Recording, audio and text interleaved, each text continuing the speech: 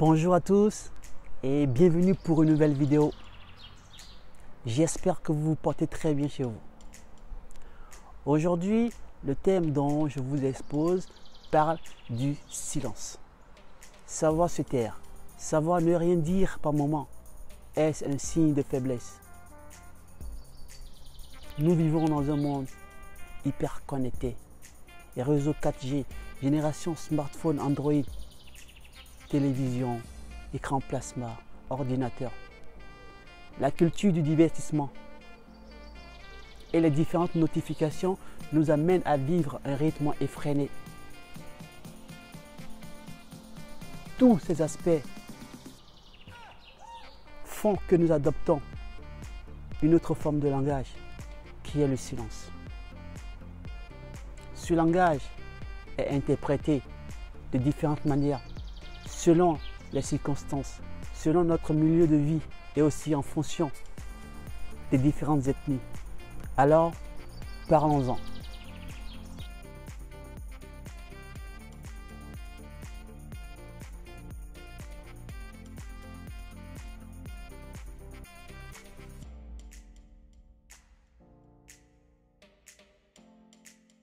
Moi, c'est quand la dernière fois où votre meilleur ami, votre copain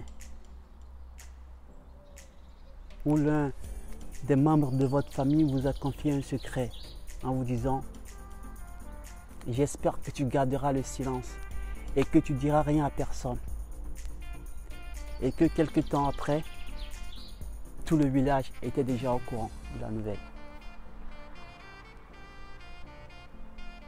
Ça remonte à quand?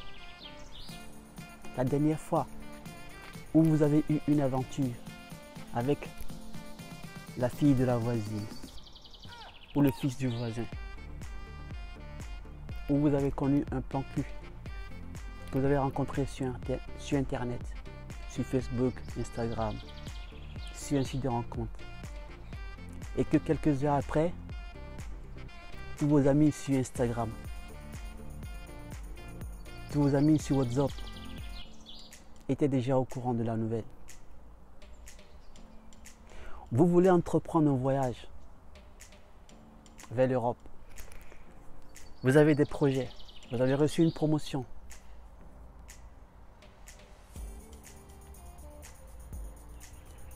Et vous racontez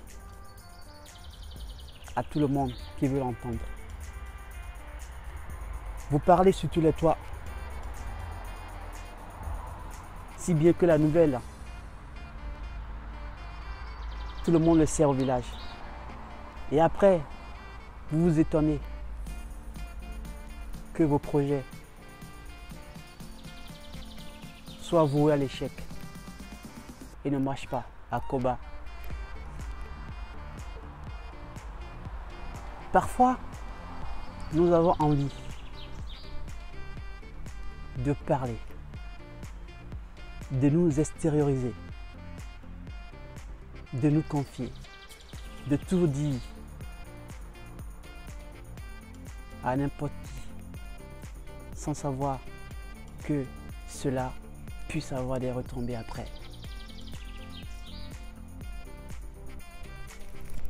Prenez l'exemple des moines bouddhistes, des hindous dans les monastères qui font vœu du silence. La culture du silence est une source de thérapie recommandée par la quasi-totalité des traditions religieuses pour pouvoir atteindre un niveau de spiritualité élevé.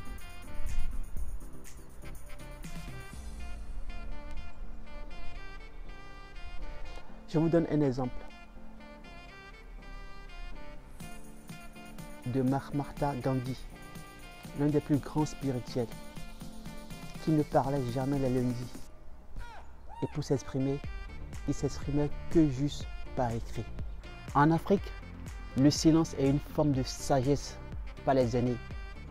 Mieux, cela grandit l'homme, rehausse son image et lui confère un prestige social. Dans une société, où l'on assiste à des actes de déviance, surtout au sein des foyers conjugaux.